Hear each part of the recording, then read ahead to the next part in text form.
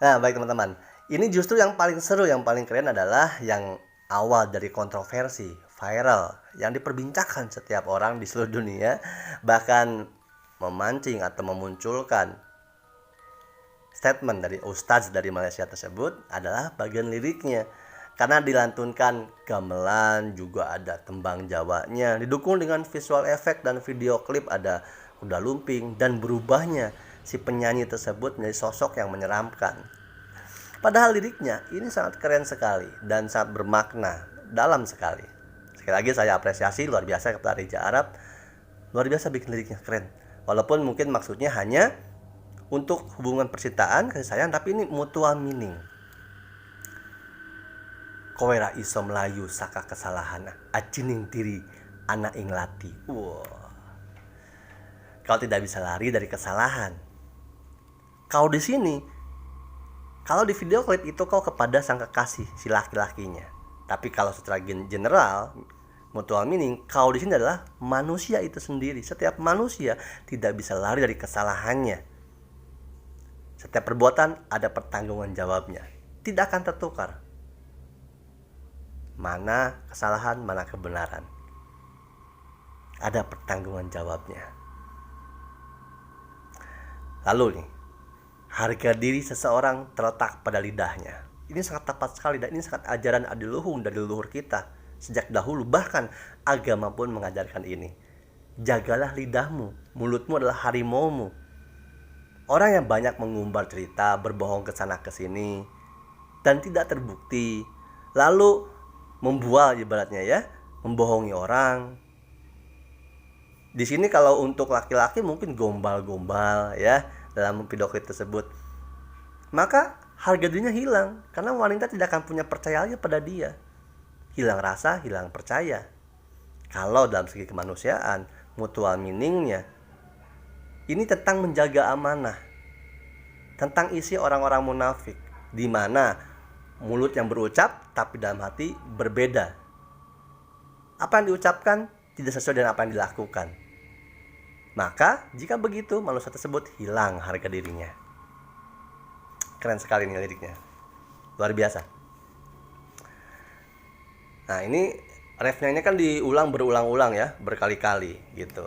Lalu ada bagian di sini lirik yang berikutnya ya, melewati rasa sakit yang begitu banyaknya. Ini mewakili kalau dalam video klipnya perasaan si wanita tersebut ya, si wanita tersebut yang dibohongi, dibual dan segala macam apa yang dilalui selama berpacaran itu sudah melewati rasa sakit yang sangat banyak, begitu banyak. Tapi kalau dalam mutual meaning, ini adalah perjalanan hidup manusia. Tidak semua perjalanan hidup manusia bertemu pada jalan kebahagiaan. Tidak semua jalan ada kesenangan. Akan selalu ada jalan kesengsaraan, kecewa, duka lara, akan selalu ada. Dan itu semua pilihan manusia itu sendiri. Ketika manusia bisa mengontrol pikirannya, berpikiran tenang ya, matang berpikir, matang merasa, maka dia, manusia tersebut bisa meminimalisir resiko sakit hati, duka lara atau kecewa.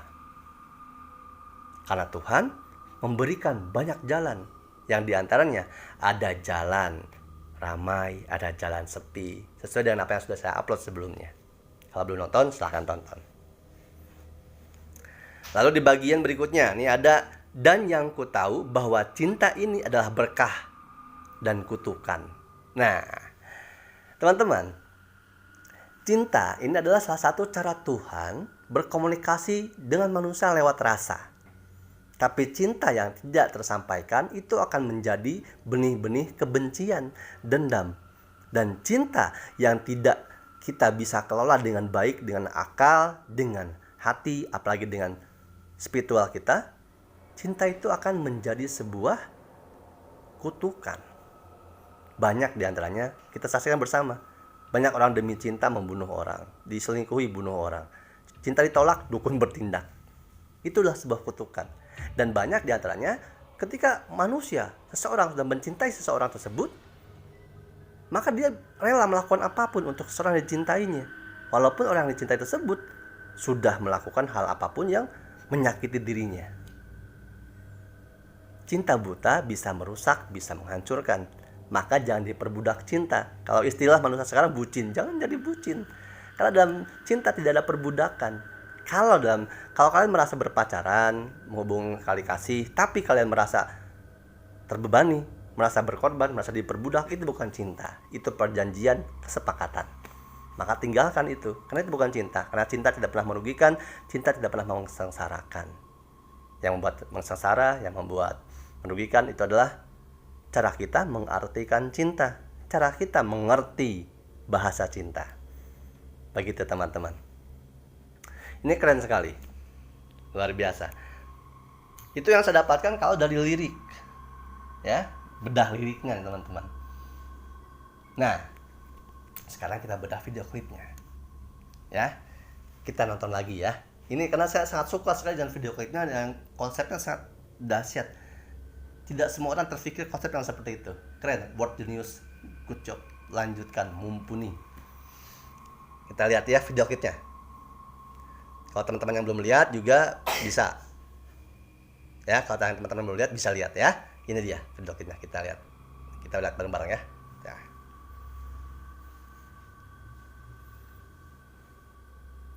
Ini dikemas di format memang tidak terlalu ribet, simple, sederhana, tapi meaningful.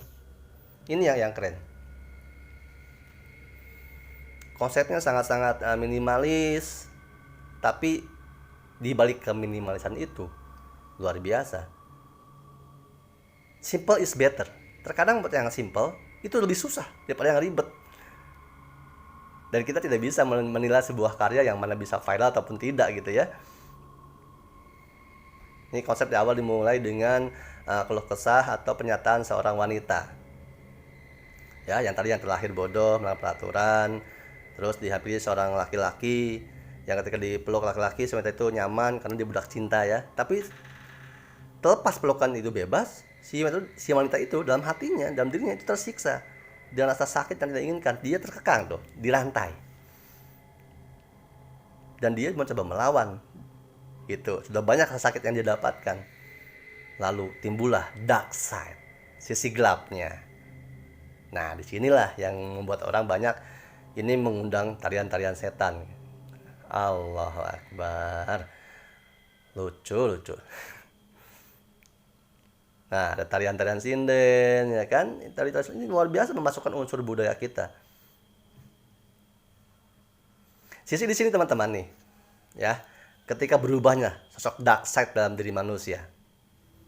Apa itu dark side? Sepenuhnya saya tidak menyalahkan orang yang menyalahkan, misalnya yang menganggapan ini memanggil setan. Saya tidak menyalahkan, mungkin karena itu pendapatnya, paradigmanya. Saya tidak menyalahkan. Sekali lagi saya tidak menyalahkan teman-teman. Karena bagi setiap orang yang tidak memahami tentang dark side atau white side ya, yang beranggapan bahwa setan itu selalu ada di luar, yang harus dipanggil, yang selalu beranggapan bahwa Tuhan, malaikat itu selalu ada di luar, itu akan selalu beranggapan menilai segala sesuatu sisi material. Nah, kita bahas dark side ya. Kalau video kita cukup ya, teman-teman sudah tahu. Ya, kita matikan dulu. Apa sih dark side sebenarnya? Karena kan saya juga menyaksikan pernyataan Raja Arab di kontennya dari Corbuzier, bahwa itu murni kita menampilkan sisi dark side kekelaman seorang wanita yang tersiksa perasaan, diperbudaki oleh cinta yang sebenarnya itu menyiksa. Nah, apa itu dark side? Teman-teman, yang saya pahami, yang saya ketahui, di dalam diri manusia itu terdapat iblis terkuat, setan terhebat, dan kejahatan yang terjahat, paling jahat dalam diri manusia. Di dalam hati sanubari manusia, di dalam diri manusia, di dalam kuil terdalam manusia, itu terdapat iblis, terdapat setan. Dan di dalam diri manusia pun terdapat seorang alim ulama, pemuka agama, resi, wiku, pendeta, orang-orang suci. Dalam diri manusia lengkap. Ada sisi gelap, ada sisi baik, ada sisi terang yang menerangkan. yang memberi pencerahan. Ada sisi yang menggelapkan, penuh kekejian, kekejaman, kejahatan. Lantas apa, mana yang akan kita panggil, yang akan kita munculkan, yang kita pakai untuk kita aplikasikan dalam kehidupan? Teman-teman, sebenarnya kalau kita selalu mencari keluar, mencari setan di luar, mencari Tuhan keluar, kita mengkaji semuanya keluar dari diri kita, maka kita tidak akan menemukan apa makna sebenarnya kehidupan, apa makna sebenarnya ajaran Tuhan, apa sebenarnya setan, iblis, malaikat, dan apapun yang kita kenal, kita ketahui selama ini yang diajarkan.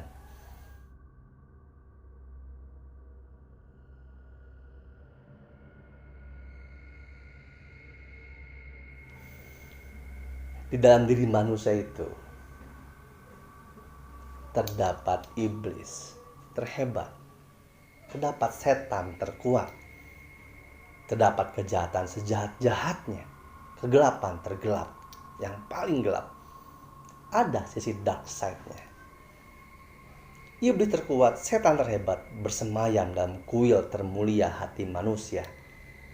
Begitupun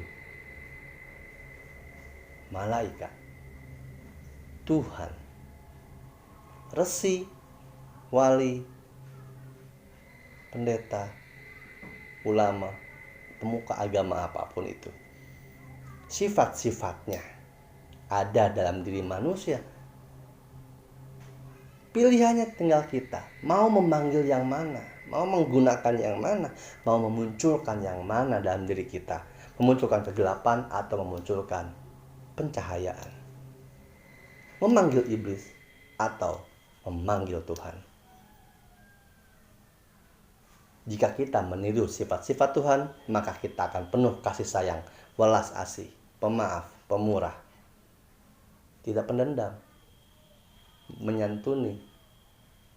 Tapi ketika kita memilih sifat-sifat iblis, mencontoh sifat-sifat iblis, maka kita akan iri, sirik, dengki, dendam, benci, fitnah, adu domba, menghancurkan, membinasakan.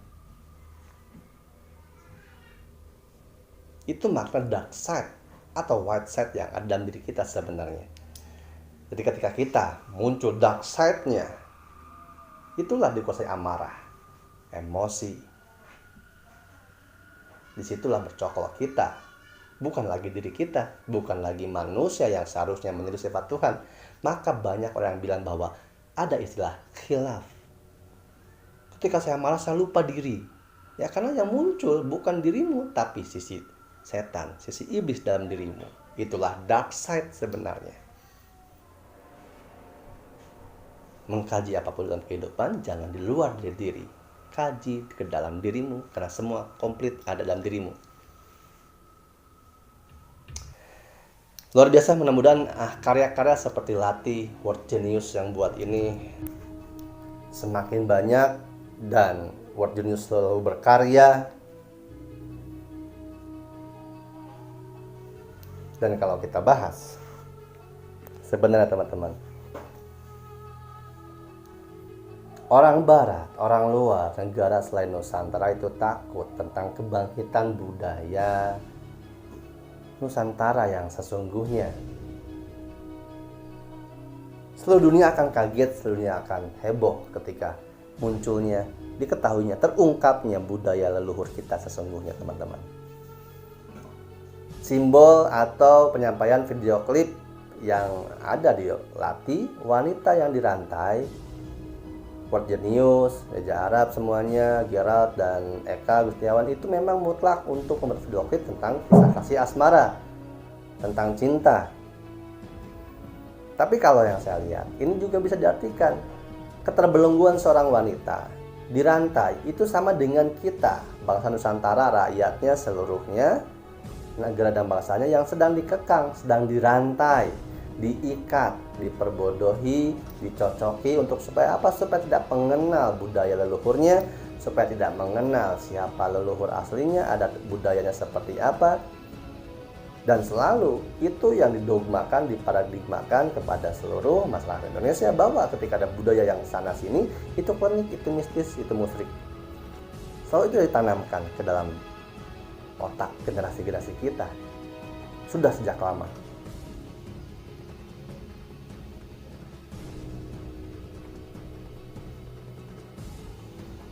Sebenarnya mereka takut kepada kebangkitan budaya kita.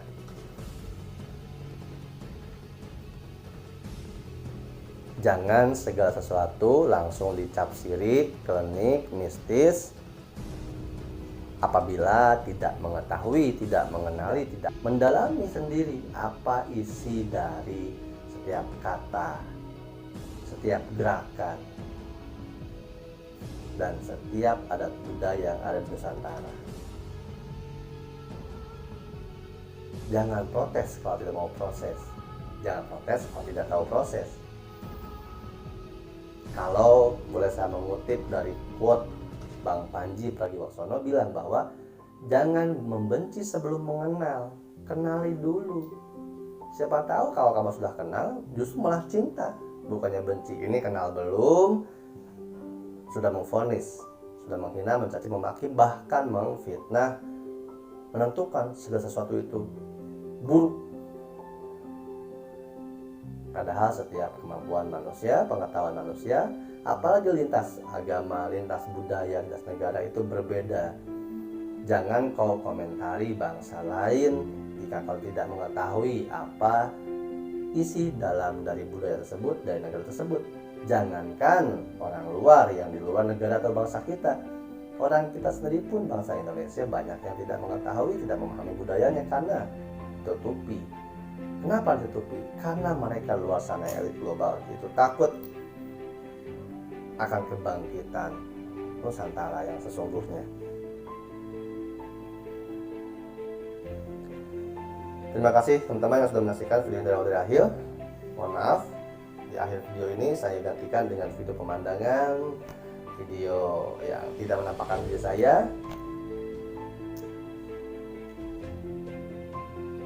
Yang pasti kalau ada bagusnya, ada baiknya silahkan ambil, buruknya silahkan buang. Ini hanya dari referensi saya saja ya. Terima kasih. Selamat berkah melimpah. Sampai ketemu lagi di konten selanjutnya. Ingat, jaga hati, jaga pikir, jaga rasa. Dan jangan takut. Wassalamualaikum warahmatullahi wabarakatuh. Salam damai seluruh alam. Ya Nabi, salam alaika. Ya Rasul, salam alaika. Ya Habib, salam alaika. Salam